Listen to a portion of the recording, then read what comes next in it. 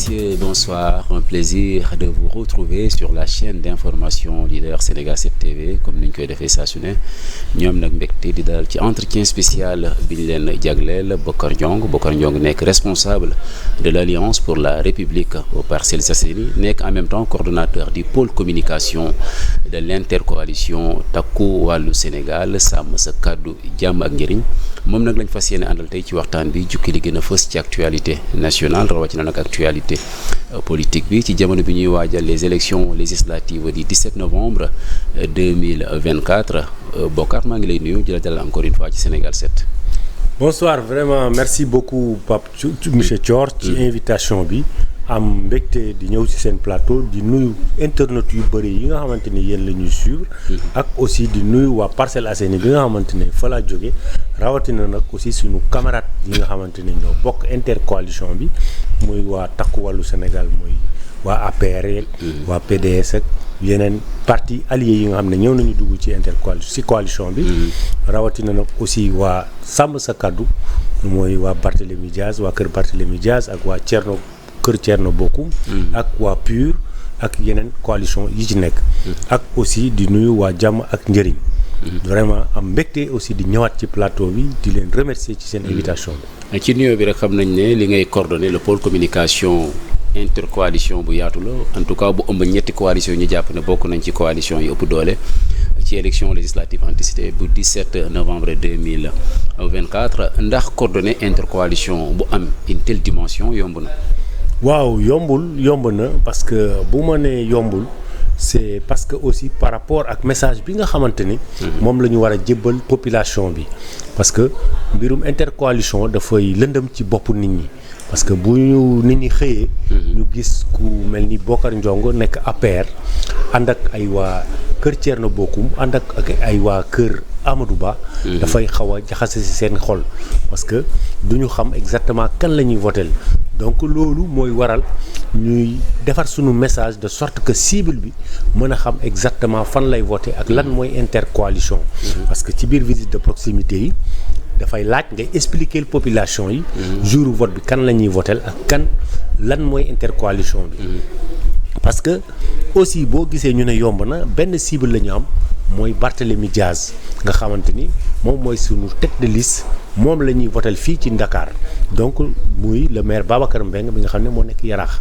donc ak Anne ak Maris donc ce qui fait que loolu mooy li gën a yomb ci liggéey bi mais en interne ñun ñëpp xam nañu message bi nga xam ne moom la ñu war a jàllale mais li ci des mooy li nga xam ne visite de proximité yi ñuy def ak kii ñuy def sortie yi ñuy def au niveau de la commune message bi ñu jàllale loolu mooy li nga xamante ne mooy liggéey bi ci effectivement wax nga ko sànq li nga xamante ne mën nañ jàpp ne quelques écueils la mooy le fait que ñenn ñi war a comprendre nan la intercoalition di doxee kan la ñu war a voteel bërëb sangam kan la ñu war a voteel de l'autre côté mais am na beneen écueil boo xamante ne déjà bi ñuy mettre en place l'intercoalition ñu bëri suscité nañ ko mooy ñoo xamante ne par le passé ou tout simplement dans un passé récent gis nañ ne ils se regardaient en chien de faïence boo jëlee le PDS ak l'APR war leen boole ci intercoalition est-ce que xalaatoo leen loolu également gangrené en tout cas vote bi nga xamante ne war ngeen ko am le 17 novembre.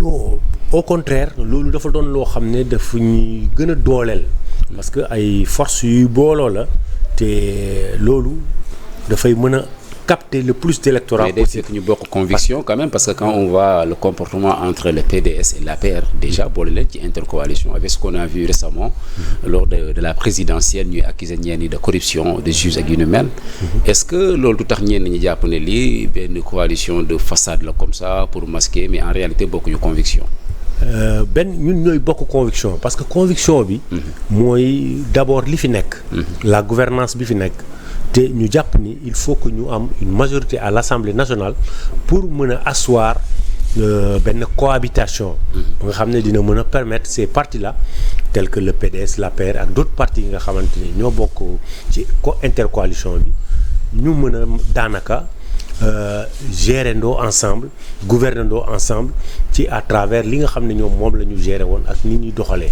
donc loolu mooy en fait li nga xam ne moo ñuy lié li nga xamante ni bokkul ak présidentielle bi nga xamante ni moo passé. parce que quand l'intérêt national est en jeu. loolu conviction interne yi wala personnel yi wala de parti yi dañ koy teg de côté. seeyal ko lépp ci benn conviction. te benn conviction bi ñu am mooy li fi nekk kat dalalul xel. te li ci gën mooy def benn intercoalition def d'abord coalition. ba pare def benn intercoalition. pour mën a am une majorité à l'Assemblée nationale. Tout est allé très vite avec la dissolution de l'Assemblée nationale gis nañ accélération processus bi. déjà on parle d'élection législative anticipée am na ñoo xam ne daanaka bokkuñu sax parce que faute de temps amuñu temps alors nan ngeen def ba mën a mettre sur pied une telle intercoalition idée bi fan la jógee déjà. idée bi d'abord li ko gën a sooke. mooy injustice bi nga xam ne dafa taxaw. parce que la dissolution de l'Assemblée nationale a été un acte ba nga xamante ni jusqu'à présent dans le landerneau politique musuñu gis lu du demee nii parce que dañoo fragiliser d'abord l'Assemblée nationale mais won Sénégalais yu benn xeetu gouvernance bi nga xamante ni lalawul ci dëgg.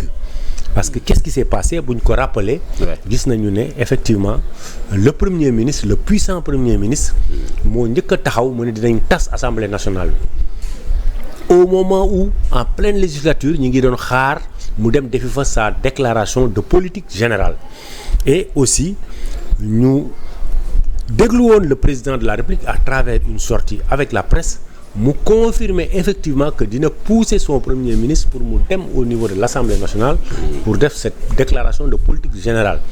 Mais malheureusement ce qui s'est passé mooy bi ñu proposer la date du 13 te sachant que ni yoon mayoon na ko le 12 mu tas Assemblée nationale bi ñu confirmer Sénégalais yi ñëpp di xaar ak Assemblée bi di xaar pour war a mën a recevoir le premier ministre à la date du 13 le 12 le président de la République annoncé ni tas nañu Assemblée nationale bi. mu doon vraiment un parjure parce que mënul président de la République waxu président de la République dafa doon wax joo nga xamante ne moo nekk li nga xam ne bu ko xasee wax ñëpp dañ koy jàpp. donc ñu ñëw tas Assemblée bi loolu suscité beaucoup de réactions controversées au sein de l'élite politique. au sein des partis politiques yi nga xam ne sax ñoo nekkoon à l'Assemblée. mais loolu bokk ci li nga xam ne moo ñu suudee. Parce que dañu bokk convergence de vue. parce que dans la politique aussi dafay toll fu nga xamante ne. mën ngeen am des intérêts convergents. bokk même yoon. et je pense que ni ce qui a fait que les gens ont fait preuve de dépassement. parce que le PDS a gardé ses rancœurs. c'est vrai li xew ci élection yi ñun ñëpp on aurait souhaité que Karim Wade soit candidat. mais malheureusement ce qui s'est passé ñëpp gis nañ ko mais ñoom ils ont fait preuve de dépassement. mais bëri nañu mu neex parce que gis nañu génn PDS déjà ñoom ñëpp ñu mën a. am nañu ci génn il y a beaucoup de gens les tafsirkioy qui ne sont pas d'accord avec cette fameuse intercoalition là. waaw xam nga bu tànn amee rek. déjà toujours dafay susciter ay réactions controverses ay réactions solitaires. parce que ñoom i tamit ils étaient dans leur droit mais man dama jàpp ni quand un parti décide. te mu décider ko au sommet. la discipline de parti voudrait que ñu ranger wu ñëw travailler dans cette coalition. Est-ce que dans le cadre de cette intercoalition là. le président ou l'ancien président Macky Sall et Amadou Ba ont tous fait preuve de dépassement comme ni nga ko waxee. waaw effectivement parce que quand l'intérêt de la nation prime. et quand l'intérêt de la nation est mis au devant dans la clarté ñoom ñëpp mu leer seen bopp xam ni lii s'il s'agit de l'intérêt de la nation. parce que le régime actuel fi mu jëm baaxul. il lui faut une cohabitation il lui faut pas lui donner une majorité à l'Assemblée nationale donc loolu moo nekk l'intérêt bi nga xamante ne le ciment de leur unité de cette coalition loolu moo ko tax parce que la politique c'est bien beau des intérêts personnels peuvent être là des gens yoo xam ne bu ñu xoolee seen intérêt personnel dinañu juum mais quand il s'est agi de l'intérêt national du Sénégal ça c'est au-dessus de nos têtes c'est au-dessus de tous ceux qui sont de tout le personnel politique donc loolu moo waral effectivement ñu gis le président de la République Macky Sall son excellence moom mu def preuve de dépassement mu accepter comme aussi d'autres leaders ñu accepter ñu def preuve de dépassement au sein de la coalition. Quand on va sur une même affiche Amadou Ba Macky Sall ça fait penser à beaucoup de choses est-ce que mën nañ jàpp ne dans le cadre de cette intercoalition là ñoom ñaar jokkoon nañ parce que déjà c'est les têtes de pont en tout cas ci intercoalition boobu quand on voit l'affiche déjà. bon man jàpp naa ni y a beaucoup de questions qui nous traversent l'esprit. bu ñu defee dépassement rek bu ñu bokkee affiche wala bokk rek ñu ñëpp ñu ñëw ñu booloo di liggéey ak ñoom ça veut dire que tout simplement que déggoo nañu loolu moom mënut a ñàkk parce que le président Macky Sall mënul nekk président wu parti bi mënul nekk aussi président wu intercoalition bi. ba pare du ñàkk mën a déggoog membre yi nga xamante ne ñoom itam dañ ñëw ak seen i parti. oui mais c'est pas tout le monde mais on parle de carrière de Amadou Ba mi jàpp ne am na lu xew ci diggante bi c'est la question que tout le monde se pose bu ñu bokkee intercoalition est-ce que ñu ngi jokkoo parce que quand même c'est des figures de proue de cette intercoalition là moo tax ñu bëgg xam est-ce que connexion réellement am na seen diggante wala xam nga la connexion fi mu amee mooy. rencontre yi nga xam ne moo am. Ouais. Au cours des discussions, des assemblées, qui permettent toutes les parties prenantes, tous les partis politiques qui composent cette intercoalition, nous d'ailleurs, et Japonani, ils ont été bien représentés. Alors, Babacar Mbengue, tête de liste départementale de Dakar, déjà quand on parle d'élections législatives, on pense quand même aux têtes de liste nationales, mais il y a également des têtes de liste départementales. La capitale Dakar, vraiment, il y a beaucoup de convoitises. Mine de rien, on a vu beaucoup de coalitions, des gens qui n'ont pas de tête de liste à Dakar. Vous misez sur la personne de Babacar Mbengue, en tout cas pour soutenir, en tout cas, Sam Sa Kaddu, la coalition, au nom de l'intercoalition. Est-ce que selon vous, ça a été un choix judicieux boo xam ne mën na contrebalancer en tout cas li nga xamante ne moom la Pastef indi parce que je pense que c'est le principal adversaire actuellement à Dakar. Waaw, effectivement, Babacar Mbengue, le maire Babacar Mbengue, il a été un choix clairvoyant parce que d'abord au niveau de ce qu'il a réalisé dans sa commune ak aussi son ancrage politique. ñëpp xam nañu ko ni c'est un grand politicien c'est un grand maire qui a fait des réalisations ci fi mu dëkk mais aussi un pur produit de Dakar. Et ça aussi ça a été un facteur déterminant qui a permis autour de Barthélémy Diaz nga xamante ni tey jii il a été l'un des meilleurs maires et il est l'un des meilleurs maires des meilleurs choix sax de la tête de la coalition. moo tax effectivement ce choix ñun gisuñu ci vraiment dara luñ ci lam-lam. C'est un choix qui a fait l'unanimité. C'est un choix judicieux qui a fait l'unanimité. Comme Abdoulaye Diouf Sarr qui ne s'était pas en tout cas décidé wul woon justement pour joxe li nga xamante ne moom mooy position pas plus tard qu'hier ou avant-hier lui aussi il a décidé de soutenir Babacar Mbengue alors nan nga gisee position Abdoulaye Diouf Sarr. Waaw, que je salue au passage parce que c'est lui le coordonnateur de notre collectif des cadres les cadres de la CCR. moom mooy suñu coordonnateur.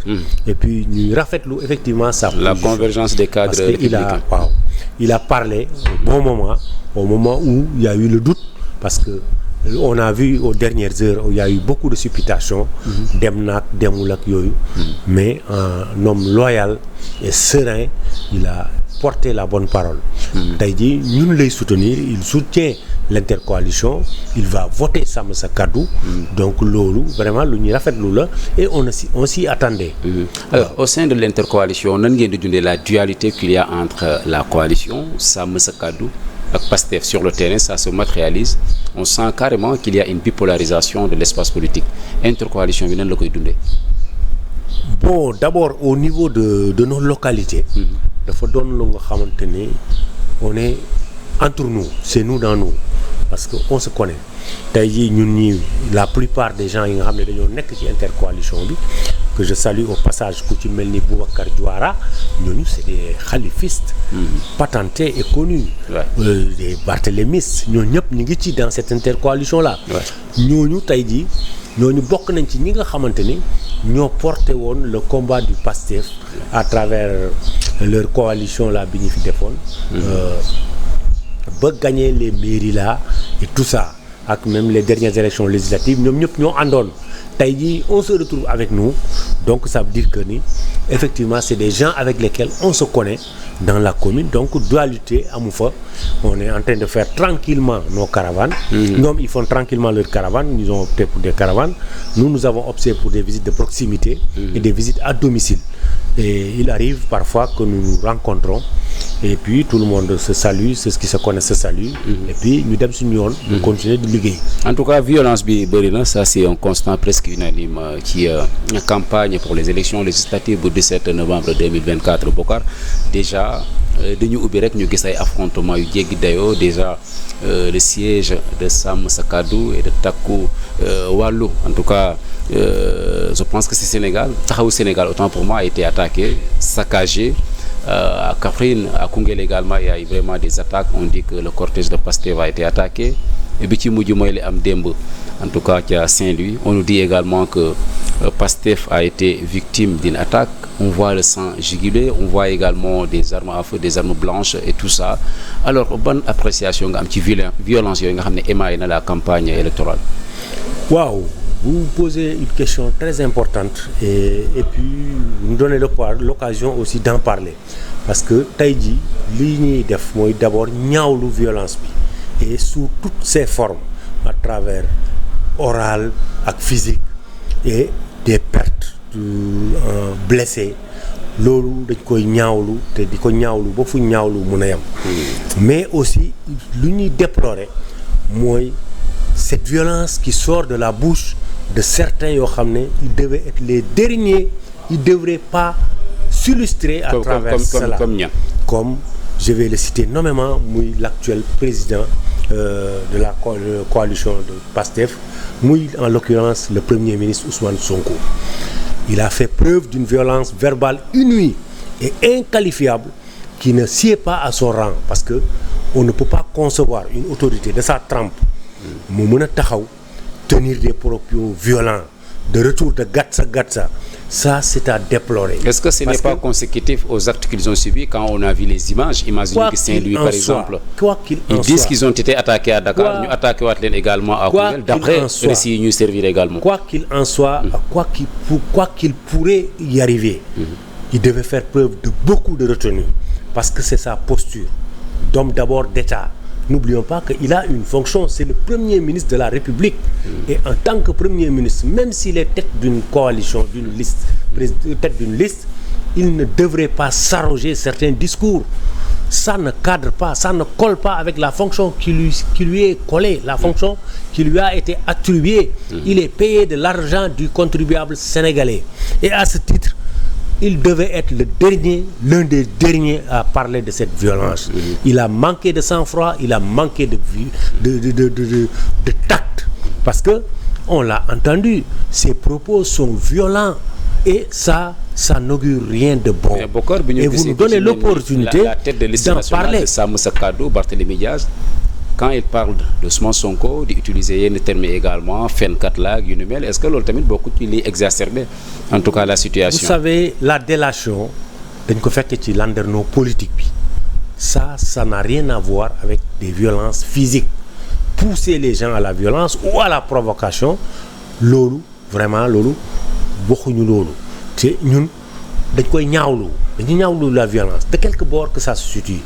Mais quand même il y a des responsabilités diverses et des degrés de responsabilité yoo xamante ni bokkuñu parce que Barthélémy Diaz c'est vrai il se défend, il parle, on sait un langage qui sied à Barthélémy Diaz, mais en l'individu au-delà de ça quand même un parti au pouvoir devrait faire beaucoup plus de retenue parce que tey jii que l'opposition s'arroge wala se lance dans cette violence parce que ñun ba léegi on n'a pas vu l'opposition s'arroger dans cette violence. En tout cas nee nañ ñoom dañ leen di attaquer ils sont toujours victimes d'attaques. Mais c'est ce qui se passe. Je pense qu'il y a une ñuy wax à travers la presse. C'est ce qui se passe et ce qui n'est pas normal. Il ne devrait pas y avoir de violence. Sous toutes ces formes, il ne devrait pas y avoir de violence. Est-ce que dans ce cas serait mais pas... provoquer délibérément la violence, c'est ça qui est en train encore de se faire. Parce qu'il y en a qui sont dans la provocation. Mais je pense que le premier provocateur, c'est Ousmane Sonko qui est le premier provocateur dans ses propos et dans son comportement. Dans ses propos et dans son comportement. Parce que on le connaît. Bien qu'avant qu'il n'arrive au pouvoir, on sait que qui étaient les champions, les chantres de la violence, c'était le Pastef.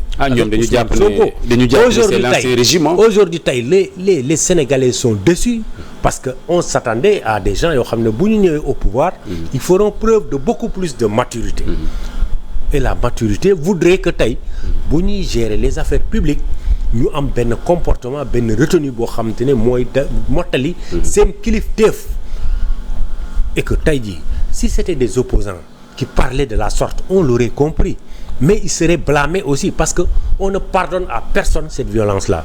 nag de surcroît si elle vient des gens ki nga xamante ne ils devraient être censés être ceux qui devaient protéger les citoyens. Parce que tey jii vous ne me direz pas que ni Ousmane Sonko il l'a dit lui-même. C'est lui qui devait être là à demander au ministre de l'Intérieur d'intervenir au niveau de la moom moo waroon tey jii ñaax ministre de l'Intérieur pour na régler problème. Pourtant on a l'impression que def na ko parce que le ministre de l'Intérieur tey jii sax dafa leen di wax ñoom daf leen di ŋaññi ne ñoom defuñu seen liggéey. te pire encore est-ce que c'est pas juste un rappel. Parce que pire encore mu exiger en parlant on a l'impression qu'il leur montre que ni man maa leen fi teg parce que man maa leen consulter d'abord pour que vous soyez ministre donc vous me devez au moins une certaine loyauté. Or que ni tey jii y a pas de république. Y a pas de république. Il a le droit quand même, Bokar quand même, d'appeler le ministre de l'Intérieur, le président de la République à ce que ñu sévir. D'autant plus que gis nañu également le président de la République à la veille de l'ouverture de la campagne des élections législatives. bu fekkee dënn ne man maa leen consulter bu fekkee dënn ne man maa leen consulter le ministre de l'Intérieur comme l'autre ministre pour que ñu nekk ministre donc tey jii c'est un droit un retour de l'ascenseur lay xaar. que yéen da ngeen war a ñëw jàppale ñu. ci dans cette violence là. Or moi je pense que ni ndeyu mais est-ce que jàpp nga ne jaaxaan la waroon tëddee. mais est-ce que jàpp nga ne Bokar le ministre de l'Intérieur de manière intrinsèque def na li mu war a def. moom moo waroon nekk ki taxaw di demander à ce que ñu bàyyi violence bi. mu prôner la paix comme le fait très bien le président de la République. parce que au-delà des jougs politiques. c'est des gens yoo xam ne ils sont asservis am nañu état responsabilité bu ñu yor au niveau de la nation. te au-delà des 54%. il y a les 46% de Sénégalais yi nga xamante ni même s'ils n'ont pas voté pour eux mais ils sont autoritaires ils sont dépositaires d'une autorité boo xam ne waru leen permettre ñu jël yenn posture bi bien que le président de la République l'a bien compris et il a bien parlé lorsqu'il a fustigé toutes ces formes de violence appelé au calme et je pense que posture boobu la ñu war a xaar Ousmane Sonko qu'il se dépassionne qu'il dépasse ce statut de chef de parti qu'il dépasse ce statut de chef de ceux qui sont pour la violence. Alors Bokar amaan na d'accord ci ni Ousmane Sonko waxee en tant que tête de liste de PASTEF interpellation mu def à l'endroit du ministre de l'Intérieur Jean-Baptiste Tine def na ko également à l'endroit du président de la République mais en parlant du ministre de l'Intérieur Jean-Baptiste Tine lan nga jàpp ne moom mooy sa part de responsabilité dans tout ce qui se passe puisque d'accord ci appel bi nga xamante ne Ousmane Sonko def na ko. Vous savez li ma jàpp tey dans une république. Le ministre de l'Intérieur mooy le garant de la sécurité des biens et des personnes. Donc de facto tey violence fu mu munti amee ak fu mu munti amee. sous responsabilité am la c'est sous sa coupole c'est sous sa responsabilité. Est-ce que ça donne pas raison à Ousmane Sonko li ngay wax nii. Ça ne donne pas raison à Ousmane Sonko quand il appelle le ministre de l'Intérieur à sévir à prendre ses responsabilités. parce que bu toogee mu ne. man maa ko consulter pour ñu fal ko. ça veut dire que mi ngi xaar ci moom obéissance au doigt et à l'œil. non est-ce que non ni mu ko waxee rek l'a interpellé mais li ñuy xaar en tant que ministre de l'Intérieur comme au niveau du pouvoir muy le PASTEF comme au niveau des intercoalitions violence moo fa warul am le rôle de la sécurité publique doit être assuré à tous les niveaux. Vous savez dañuy wax man. cortège u Pastef bi ñu rombee Parcelles j'ai bien vu la police quadriller ko la police était dans le rang. Quadriller le cortège d'Ousmane Sonko. mais non du Pastef avec leur candidat tête de liste fii à Dakar. Abass Fall. romb nañ ma biir Parcelles romb nañu ñun ñuy def proximité on a bien vu la police pour le maintien de l'ordre. Acte de la sécurité peut-être de ceux qui étaient dedans. De la même manière. noonu la ñu waroon quadriller Bougane ak. ñoom Barthélémy ak tout autre candidat pour que violence bañ a am. Donc de ce fait je pense que ni responsabilité bu ñu koy situer le ministre de l'Intérieur aussi devrait s'expliquer. Devrait veiller à ce qu'il n'y ait pas de trouble à l'ordre public. Mais ne pas permettre à des citoyens ñuy exercer cette force de répression wala di exercer cette force de sécurité publique. Parce que la sécurité publique incombe aux forces de sécurité. Mais le ministre quand même a sorti un communiqué Bokar defe naa lire. Il ne s'agit pas de faire un communiqué. Il s'agit de déployer assez d'hommes. Man, je pense que il faut déployer des hommes pour veiller sur la sécurité. Mais comment est-ce que vous mettre des policiers pour chaque caravane un peu partout? Est-ce que c'est possible? Il ne s'agit pas de policiers pour chaque caravane, mais qu'est-ce qu'il doit faire justement? Je pense que ni war nañu am assez quand même de façon dissuasive sax. Parce que la présence de la police est dissuasive encore.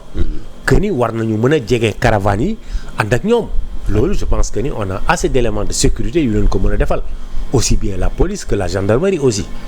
Alors ils ont décidé en tout cas d'après appel bi nga xamante ne Ousmane Sonko lancé na ko à travers un post sur Facebook d'aller battre Barthélémy Diaz boo tête de liste nationale bi nga xamante ne moom lañ indexé ne directement bi problème yi amee à Saint-Louis que dinañ dem sax ba Baobab battre fa campagne et tout ça.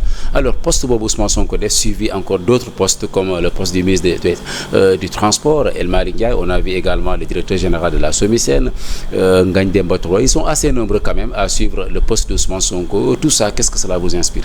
xam nga lii yëpp dafay wane matadi ak irresponsabilité parce que Ousmane Sonko warul taxawaayu di prôner la provocation. Est-ce qu'on l'a pas poussé dans l'excès? Est-ce que poussé wuñ ko dans l'excès? Man loolu laay wax ma ne certains opposants ni ñuy waxee moom kilifa dafay am dayoo dafay am retenue dafay mën a maîtriser. Mais à condition que ce kilifa-là soit respecté.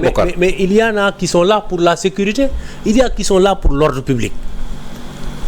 Mais pourquoi délibérément ils cherchent à provoquer? C'est comme lorsqu'ils lançaient les jeunes là à travers le Mortal Kombat. Donc tey jii fi mu toll posture bi mu toll jàpp naa ni warul taxawee nii warul taxaw di provoquer wala di pousser ses partisans comme des chairs à canon dem leen ñu rey leen wala dem leen ngeen xeex. mais waxul loolu Bokar. Non mais c'est ce que ça veut dire. am na droit battre campagne faut ko ne aussi. kenn waxu ko du dem foofu. te et puis am na lu nga xam ne pour la première fois dans la République du Sénégal. Ouais. Vraiment c'est déplorable. Comme que ay quoi kilifa des directeurs nga xam ne dañoo am décret de nomination. ñu leen di fay à travers l'argent du contribuable sénégalais sañ di taxaw. di bind des postes yoo xam ne c'est digne d'activistes c'est digne de gens irresponsables et irréfléchis parce que ñi nga tudd noonu seen posture vraiment war na leen dépasser loo ñuy taxaw di bind yenn yi. Et je rebondis sur ça pour rappeler li ñu defoon bi nga xamante ni le président de la République qui est dépositaire qui nomme aux emplois civils et militaires nommé fi un de nos compatriotes ñu taxaw à travers des postes Samba Ndiaye di ko refuser di ko récuser avec des propos yoo nga xamante ni waru leen ko mën a permettre parce que ñoom comme ki ñu nommé ils ont été nommés par décret. Ne serait-ce que cela, il y a une orthodoxie républicaine. Parce que man je suis républicain comme tous ceux qui sont beaucoup d'autres Sénégalais. La République dafa am des principes yi nga xamante ne waruñu koo jalgati. Kilifa dafa am noo war a taxawee te ñii ma gis ni vraiment man seen kilifteef dafa poser question ou maintenant la posture ak l'enquête de moralité sur des gens yi nga xam ne ñoom la ñuy nommer. parce que da nga gis ñoo xam ne nommé nañ leen te jàppoo ne waroon nañ leen. non mérité wuñu ko. comme kan ça man je vais pas les citer. mais il faut donner un exemple mais képp ku taxaw ñu jox le décret présidentiel. nommé la à une agence wala une institution de la République. nga mën a taxaw. à travers ton post Facebook ngay prôner la violence wala di prôner des propos yoo xam ne c'est indigne de ton rang. Et je pense que ni le procureur devait s'autosaisir parce que Bassirou Diomaye Faye bi ñu ko fi interpellé parce que qu'est-ce qu'il avait écrit la clochardisation des magistrats. mais ñii wax ñu clochardisation mais ñii ils font pire. Parce qu'ils appellent à la violence, ils appellent à des propos yoo xam ne ce n'est pas de leur rang. Ils appellent quand même à aller battre campagne quelque part. Parce que tey jii la cybercriminalité ni muy woowee sunu ay camarades yu mel ni ay Adou Fall ak yooyu. noonu lañ leen war a convoquer pour que ñu am beaucoup plus de retenue. Les autoroutes de l'information bi nga xamante ni Facebook da ci bokk. ak ay Twitter ak yooyu. y a des tweets yoo xamante ni comme des posts yoo xamante ni ça ne sied pas à leur rang. dépassé nañu foofu parce que dañoo yore alalu askan bi dañoo yore ay institutions yoo xam dañ ko war a doxal. ci liggéey boobu lañ leen di xaaruñu leen ñu taxaw ci Facebook. di def comme des activistes comme des gens yoo xam ne ils sont anarchistes. parce que lii c'est de l'anarchie. nous sommes dans une république mais nag nii rek la mën a demee parce que bu ñu demee jël des gens yoo xam ne ay Samba Sula Bali lañu ñu jël leen xamuñu dara ci état xamaanuñu dara ñu jël leen jox leen yenn responsabilités yi nii la ñu mën a conduire. mais ay li yéwén je pense que ni le président de la République doit siffler la fin de la déclaration. Parce que au sein de sa famille ñii nga xamante ne tey jii j'aurais pu compris des militants des partisans puissent se le permettre. Des militants de Pastef peuvent se permettre de faire certaines choses.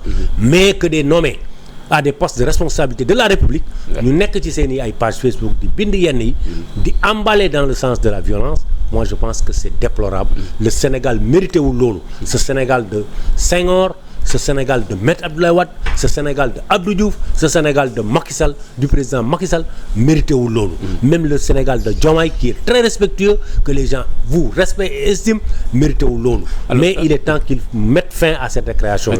Très bien. Un autre phénomène, Bokar, mooy li ñu gis la vague de ralliement, en tout cas beaucoup de responsables politiques, parfois des chefs de parti, d'autres tout simplement des personnalités politiques, di rallier en tout cas la mouvance ou tout simplement le parti PASTEF qui va en solo ci élection législative bi bëri na coow bi ci am ñu bëri jàpp ne transhumance la ñeneen ñi jàpp ne comme ceux qui sont au sein de PASTEF c'est tout simplement des mouvements de soutien yow lan nga jàpp mouvement de soutien la wala transhumance la. ay warkat lañu. Ah bon ay warkat lañu ay nit yoo xamante ni amuñu ngor amuñu dignité parce que boo dégloo li Ousmane Sonko wax. day xam ni ñii wax dëgg yàlla. lu mu wax. dafa wax ni carrément ñoom woowuñu kenn pour mu ñëw. mais dégg nga quand même yàggul dara mais moom newaat na ubbi na buntu yi mais loolu defe naa dégg nga ko Bokar li mu mujjee wax Mbàkke la ko waxee xaw ma matul 2 jours. waay moo ne ñoom woowuñu kenn pour mu ñëw. mais déglu nga baaree quand même ñu bañ ku ñëw. déglu nga baaree ngay Bokar moom itamit nee na Ousmane Sonko moo ko woo. nee na woo na ko téléphone ak nu mu munti demee. bu ñu ko woowee bu ñu ko woowul. man jàpp naa ni tey jii xaw ma ban régime mais le régime Pastef. le Pastef tey. dañoo mës a fustiger la transhumance te dañ leen koy nangul. ku xeexuloon ak ñoom Ousmane Sonko moo ko wax. ku xeexutoon ak ñoom ay lii na nga goree. toog fi nga nekk.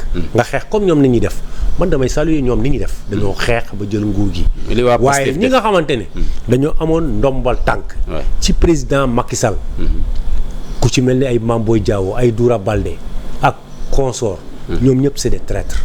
c'est des grands traîtres. parce que teraanga bi leen président defal waroon nañu am ngoru toog wuti leneen wala toog def leneen opposé wu mbaa bañ a sax politique ti mais ñëw fekk si koo xamante ne nawloowuñu leen ubbi lañu leen yaatoowu leen parce que gis nañu fii ñoo xamante ne dañoo yéeg ci seen i podium ñu leen di xas. ñu leen di yuuxoo ku ci mel ni Galoba ku ci mel ni Galoba à Mbacké tout le monde a vu dafa yéeg ñu koy yuuxoo. Il était ridicule et ils sont ridicules ils seront toujours ridicules parce que dañu mënul apporter dara au PASTEF.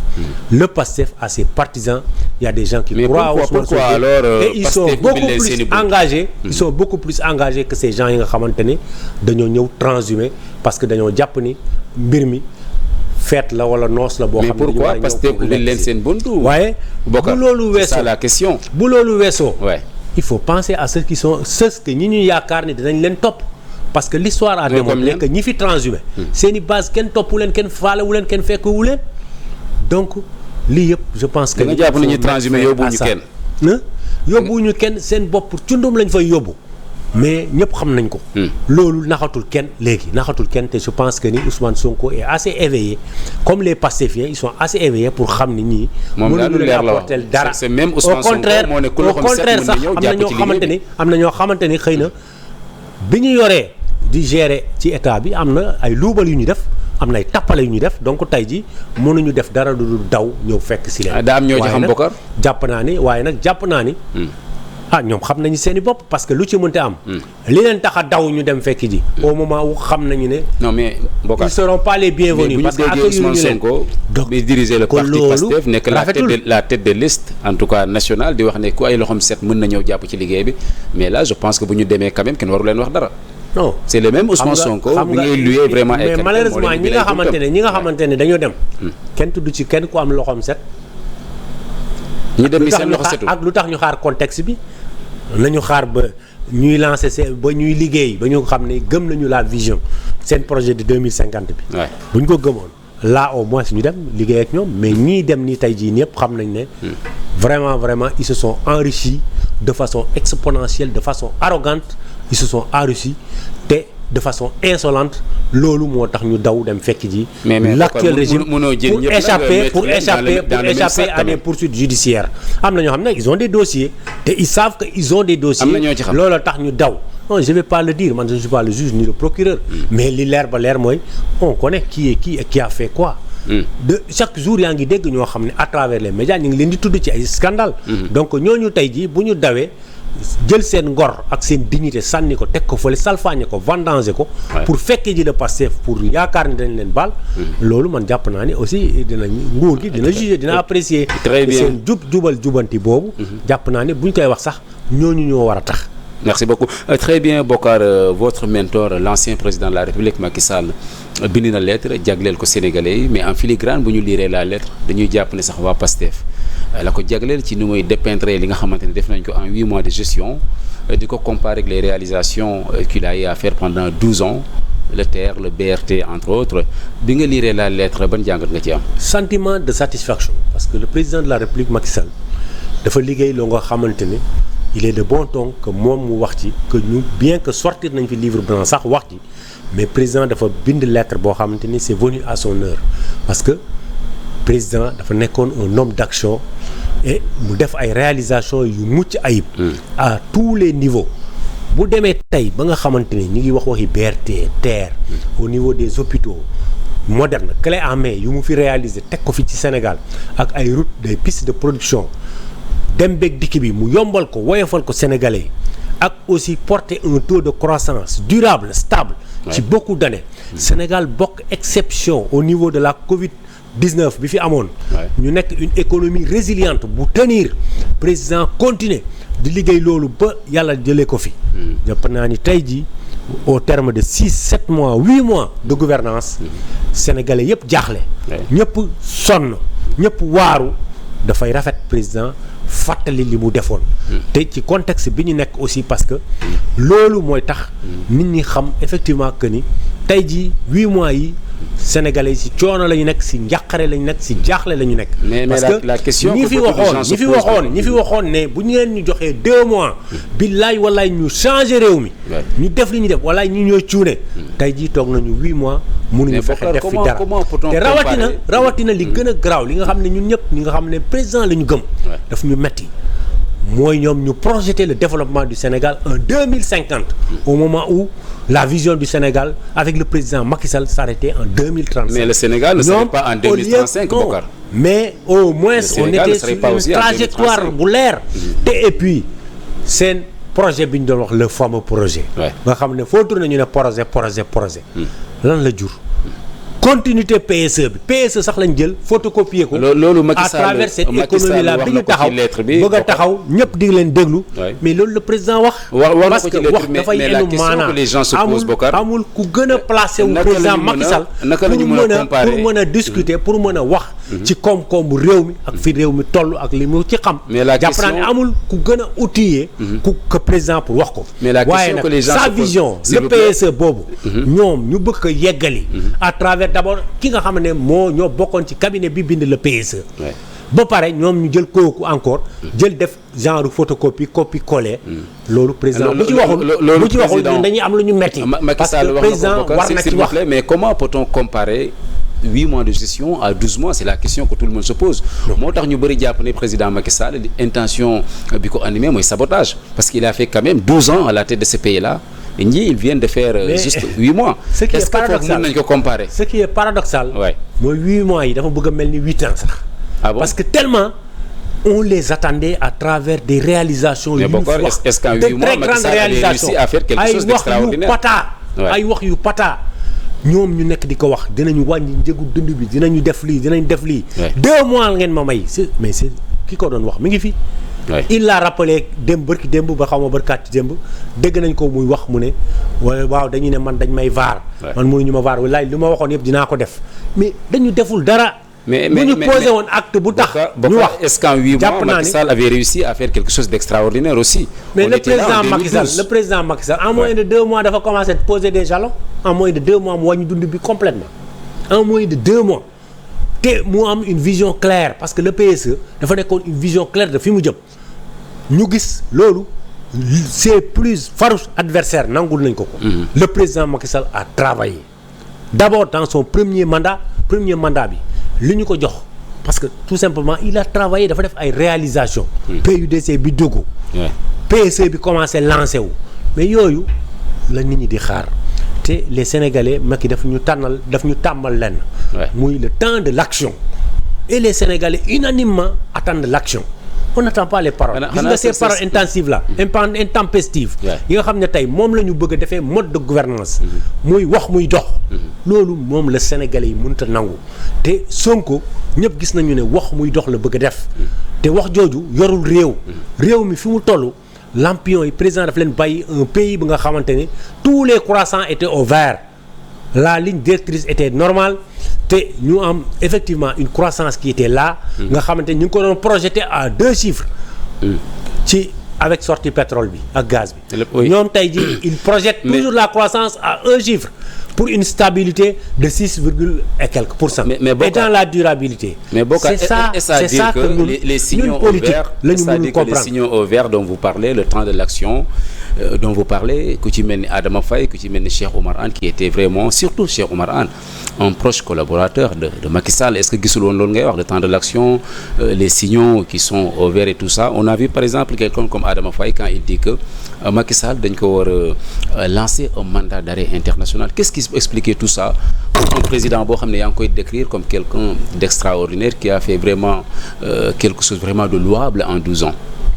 Vous savez man waxu kooku sax daf may xaw a vraiment kenn y a Adama Faye y a Cheikh Oumar Anne dama jàpp ni am na ñoo xamante ni président daf leen defal teraanga parce que vraiment ku ci mel ni Cheikh Oumar Anne yàgg na fi nekk di cirer les bottes du président Macky Sall à travers li mu ko defal réaliser. mais le président aussi lui avait fait confiance. te le président dafa jël nommé tabb koo xamante ne jox ko de haute responsabilité comme ministre de l'enseignement supérieur te le Sénégalais le moins instruit bu ma saanee toog déglu Cheikh Oumar Anne mu wax il se pose toujours cette question kii fan la jànge malgré tous ses diplômes mu wone des tares en l'individu tey jii bu taxawee mën a critiquer Macky Sall vraiment du bett ñu xam nit ça lu mu nëbboon la il a mal parlé il est parti à Ndioum mu taxaw fa di xas président te loolu waru ko parce que loolu yëfu baadoola la yëfu traître la parce que am na ñoo xam ne président da leen jox teraanga génne leen de la misère bi ñu nekkoon génne leen ci li ñu nekkoon. est-ce que bokk li nga xamante ne parce qu'aujourd'hui il est avec Amadou Ba. ki nga xam on sait qu'entre Amadou Ba et Macky Sall c'est toute une histoire vers la fin de ce régime-là aujourd'hui qu'il est avec Amadou Ba est-ce que du dafa am lu mu xam ci loolu parce que déjà il y a beaucoup de gens qui disent que Macky Sall dafa trahir ki nga xamante ne moom mooy Amadou Ba aujourd'hui vous taxez Cheikh Oumar Anne de traître. dama jàpp ni langue boobu yëpp langue traître la parce que président da leen defal ay teraanga daf leen jàppale. jox leen li nga xamante ne moo tax sénégalais yi xam leen ba tey ñu toll fii ñu toll mënoon nañu dem mais avec la manière parce que tamit góor da ngay gore ba dee mën nañu dem bañ fi nekk di xarab wala di wax ju ñaaw parce que président da leen defal teraanga deselu leen dara jël leen nommé leen ay ministres bàyyi fi d'autres compétences qui étaient ministrables et des gens qui se battaient pour le président de la République ñu jël leen jox leen teraanga tey ji bu nguur gi jeex ñu jël seen ngor bëgg a brader bëgg a foog ni dana am lu nga xamante ne di ndax sénégalais yi naw leen parce que dañuy xas Macky Sall au contraire. mais Adama Faye quand même vous ne me direz pas que posture mu am ni posture bu bees la moo gën a yées parce que man dama jàpp ni kooku moo gën a yées parce que mënul nekk goro président de la République ñu bokk famille mu mën a toog di wax yenn yi ci plateau mais il n'est pas obligé de suivre d'avoir les mêmes convictions que Macky Sall. Non, il n'est pas obligé mais waxu ko ci bi nga xamante ni président mi ngi nekk aux affaires gis nañ ko rek vers la fin vers les années 2020 2021. bi mu xamee ni ces affaires ne marchent plus wala mu nekk ci ay affaires ci la commencé di ñaan day jéem a jàppale. mais Bokar concrètement est-ce que vous êtes en train de dire que dafa am ay largesses yu ko Macky Sall doon defal. mais si on l'a connu man de si je l'ai connu. ak s'il est devenu un homme d'affaires de cette trempe. c'est grâce au président Macky Sall. wax dañ koy wax mu dëggu. il n'est pas né avec une cuillère dans la bouche jàngu fi lu ñu fi jàngul te c'est à travers des relations simplement qu'ils ont pu parvenir à s'enrichir à avoir ce qu'ils ont mais du seen mérite parce que gënuñoo ñafe kenn. mais moom le concernant vraiment sa famille waruñu bokk ci ñiy taxaw di xarab Macky Sall. parce que dañu njabootoo ak moom mu nekk nijaayu ay doomam.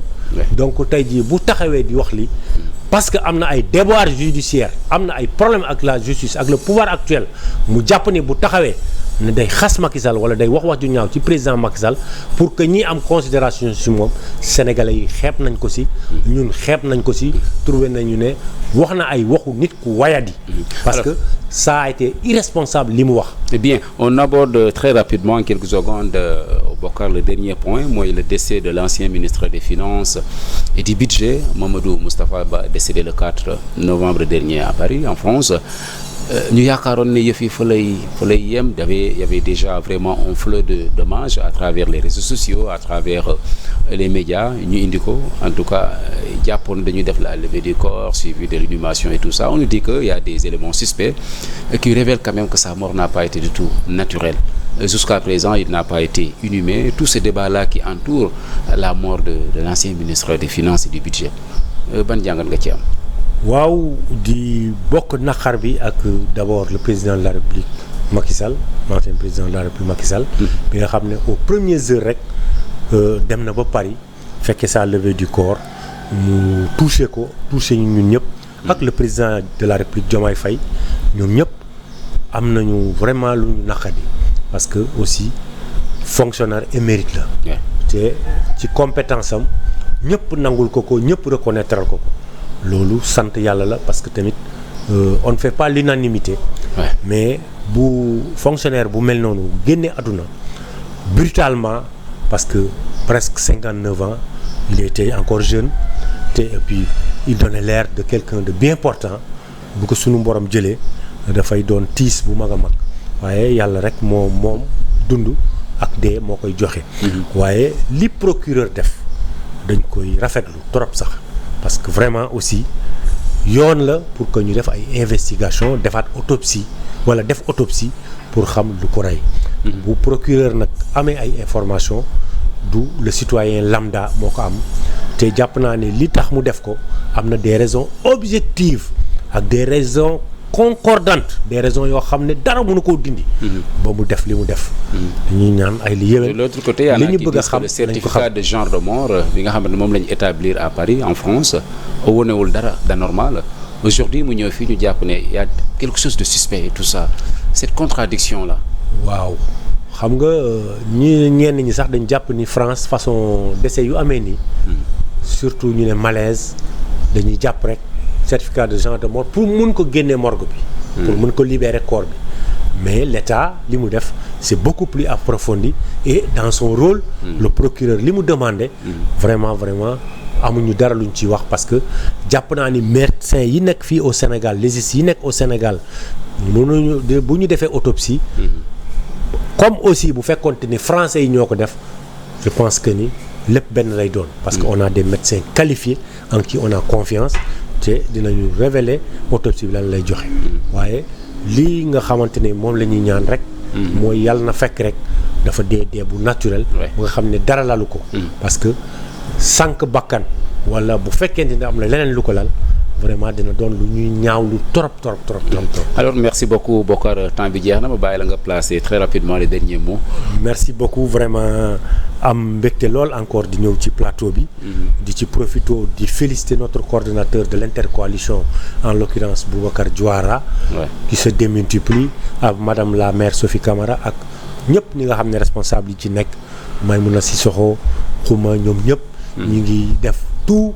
pour que intercoalition bi fonctionne comme il se doit au niveau des Parcelles Assainies ak nos camarades tels que Touradou Sow vaillant cadre ñoom ñëpp ak ñi nga xamante ni ñu ngi ñëw ñoom ñëpp di ci taqal seen loxo di liggéey bi loolu yëpp jàpp naa ni pour jox à Barthélémy Diaz Dakar la parce que Barthélémy caaxaan bu jeexee dëgg des liñ ko xamee jàmbaar fakk tëdd la liggéeykat la te armée lu Yoff yi jege leen boo xoolee luñ ko pavage ak liñ ko defar loolu Barthélémy Diaz la Parcelles Assainies am na fa tali yi nga xamante ni tey jii buñ fa mënee di jaar sans problème ndox taawatu fa tey jii am na pavage yu nga xamante ne mi ngi Parcelles Barthélémy Diaz moo ko fa def am na fa éclairage bu nga xamante ne mi ngi Parcelles Barthélémy Diaz moo ko fa def am na aussi mosquée yi nga xamante ne mi ngi leen di jàppale ci li feeñ ak li feeñul ay li yéwén jàmbaar la te jàpp naa ni Parcelles Assainies war nañ ko delloo njukkal war nañ ko jàppale voter la liste de Barthélémy Diaz voter sàmm sa kàddu pour que au soir du 17 novembre ñu remporter haut et fort Dakar et puis ñu am une grande majorité au niveau de l'intercoalition de la coalition Wallu sous la présidence de son excellence le président Macky Sall. Merci beaucoup ci invitation merci beaucoup Bokar di fàttali ni yow yaay le responsable des Parcelles Assainies responsable apériste bien entendu aux Parcelles Assainies gérer également le pôle communication de l'intercoalition Takku Wallu Sénégal Sàmm Sa Kàddu Jàmm ak Njëriñ pour les élections législatives du 17 novembre 2024 mbokk yi di sant di gërëm internet ñu doon suivre à travers la chaîne Sénégal 7 TV di sant également di gërëm tuuti qui gère actuellement magnifiquement en tout cas la régie di leen di jox nag dig daje ci beneen entretien spécial fii ci Sénégal 7 jaa ngeen jëf